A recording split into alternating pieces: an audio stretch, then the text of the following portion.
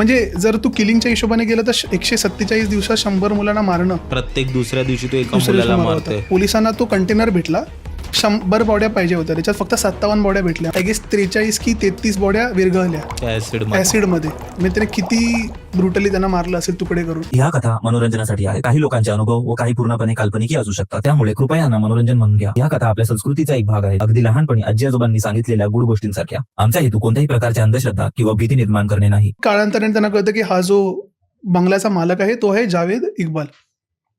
आता मी तुला जावेद इक्बालची थोडीशी हिस्ट्री सांगतो, ऑडियन्सला समजलं पाहिजे हा व्यक्ती कोण होता. जावेद इक्बाल जो होता ह्याची फॅमिली बॅकग्राऊंड भरपूर स्ट्रॉंग होता. त्याची वडिलां आणि आई वडिलांचा बिझनेस होता मोठा.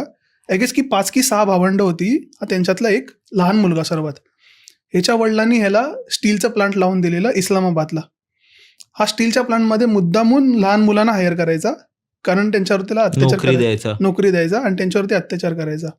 तर हा जो कॅरेक्टर होता हा पिडो आणि प्रॉप त्यांच्यावर फालतुगिरी करायचा. तर ही जी गोष्ट आहे ना, तिकडच्या लोकांना पण कळली की हा असा आहे, म्हणून त्याला तिकडनं त्या लोकांनी काढून टाकलं. त्याचं स्टीलचा प्लांट बंद झालं. आता हा बोल तुम्हाला करायचं काय. मग ह्याने काय केलं, आणि ही गोष्ट याच्या फॅमिलीलाही कळली की हा माझा मुलगा असा आहे. आणि प्रॉब्लेम कसा आहे, किंवा हे जे गे सेक्स आहे ते पाकिस्तानमध्ये बॅन आहे, तिकडे इलिगल आहे. पिडोफाईल म्हणजे असे व्यक्ती ज्यांना लहान मुलं आवडतात. म्हणजे आता तुम्ही बोलाल मुलं सर्वांना आवडतात, पण तशा पद्धतीने इन अ सेक्शुअल वे ज्यांना लहान मुलांची फॅन्टसी असते किंवा त्यांच्यावर चुकीचं करतात आणि जे काय ते त्यांना पिडो म्हणतात. ते आहे. आणि तो असा व्यक्ती गे पिडोफाईल होता असं तू म्हणतोय. मुलं आवडायची, त्याला मुलं स्पेसिफिकली आवडायची, मेल. तर आता ह्याने विचार केला ना, आता माझं बंद झालं तर मी कसं करू. तर आय गेस ह्याने हा लाहोरमध्ये आला. लाहोरमध्ये एक फेमस श्राईन आहे, तिकडचं त्यांचं मस्जिद आहे, दत्ता मस्जिद काहीतरी आहे, ते फेमस आहे, सुफी श्राईन आहे ते.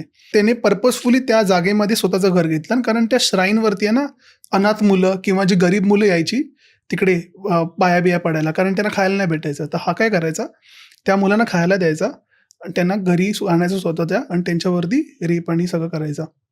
त्यांनी ह्याने भरपूर मुलांवरती हे केलेलं, पण ही पोलिसांकडे आतापर्यंत केस गेली नव्हती. एकदा ह्याने काय केलं, एका 18 वर्षाच्या मुलाला खायला दिला, खायला आणि खाण्यामध्ये काही ना काहीतरी हा टाकायचा, ज्याच्याकडून ती मुलं बेहोश व्हायची, बेशुद्ध पडायची. मुलांना घरी घेऊन गेला त्या 18 वर्षाच्या, त्याच्यावरती त्याने अत्याचार केला.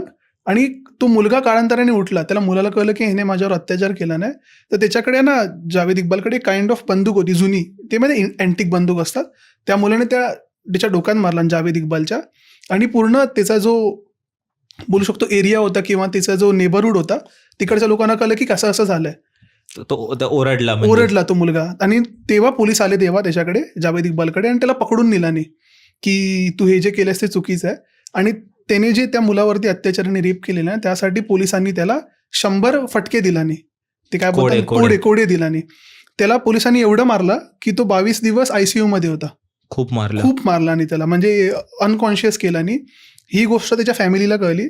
फॅमिलीने त्याच्यावरनं आधीच हात वरती केलेला की हा आमचा काय याचा संबंध नाही, डिसोन केलेलं. पण त्याची आई भरपूर रडत होती की माझ्या मुलाला एवढं मारलं असं तसं.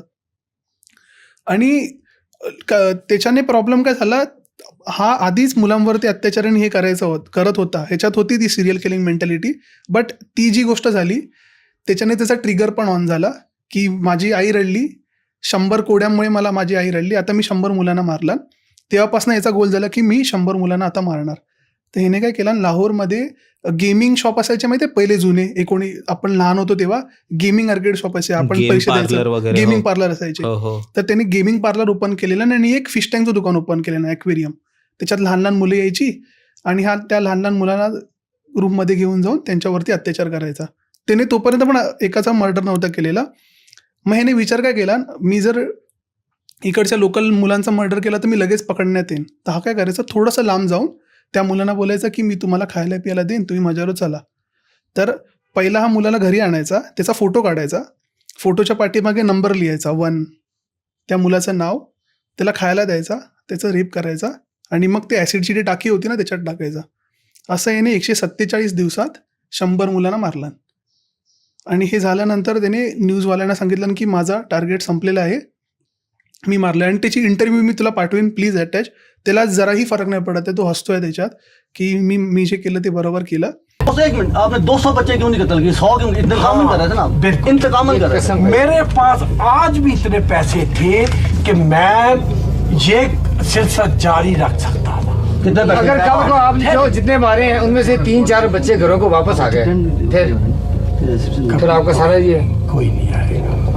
आणि आय गेस 18 फेब्रुवारी 2000ला परत त्याने पेटिशन टाकली गव्हर्नमेंटला की मी नाही मारलं, हे सगळं मी पब्लिसिटी स्टंटसाठी केलेलं, मला माफ करा. तर गव्हर्नमेंट बोलली की हे सगळं तू काही नाही. मग तो मुद्दा म्हणून खरं होता की मला सुटका भेटावी म्हणून. नंतर खोटं बोलत होता तो नंतर. नंतर तेच लेटर त्यांनी पोलिसांना पाठवलं, पोलीस येऊन बघितलं तेव्हा त्याच्या येस, ते सगळा प्रॉब्लेम झाला. त्याच्यात प्रॉब्लेम काय झाला, पाकिस्तानच्या केसमध्ये ना, पाकिस्तान युजली काय करतं, कोणी असं केलं तर त्याला फाशी देतं किंवा कुठच्याही देशात फाशी देतं किंवा उमरकेची सजा देतं. बट ह्याची जी केस होती ह्याच्या त्याला एकदम वेगळी सजा दिलेली पाकिस्तानच्या गव्हर्नमेंटने. ह्याला काय बोललेले, हा आहे ना मुलांना त्याच्याकडे एक चैन होती त्याच्याने मारायचा, तर त्याला ह्याला बोलले की त्याच चैनीने ह्याला आम्ही फाशी देणार, याचे 100 तुकडे करणार आणि ॲसिडमध्ये टाकणार. आता या गोष्टीवरनं ह्युमन राईट्सवाले भरपूर आलेले की हे सगळं तुम्ही नाही केलं पाहिजे असं तसं. तर ते बोलले नाही आम्ही तुमचं ऐकणार नाही, आम्हाला जे पाहिजे ते करणार. बट आय गेस 18 मार्च की 18 एप्रिल 2002ला हा आणि त्याचा जो साथी होता, ह्याच्याबरोबर एक साथी होता ह्याचा मित्र, ती दोघं जेलमध्ये मेलेले भेटले फाशी लावून. आता या लोकांनी स्वतः फाशी लावली की या लोकांना आतमध्ये मारलं, ती केस तशीच आहे, गोष्ट आहे. ती वेगळी गोष्ट आहे. बट हा पण एक म्हणजे जर तू किलिंगच्या हिशोबाने गेलं तर 147 दिवसात 100 मुलांना मारणं म्हणजे प्रत्येक दुसऱ्या दिवशी तो एका दुसऱ्या मुलाला दिवशी मारतोय. तेच ना, तू जेव्हा पोलिसांना तो कंटेनर भेटला 100 बॉड्या पाहिजे होत्या, त्याच्यात फक्त 57 बॉड्या भेटल्या. म्हणजे आय गेस 43 की 33 बॉड्या विरघळल्या ऍसिड ऍसिडमध्ये. म्हणजे त्याने किती ब्रुटली त्यांना मारलं असेल तुकडे करून.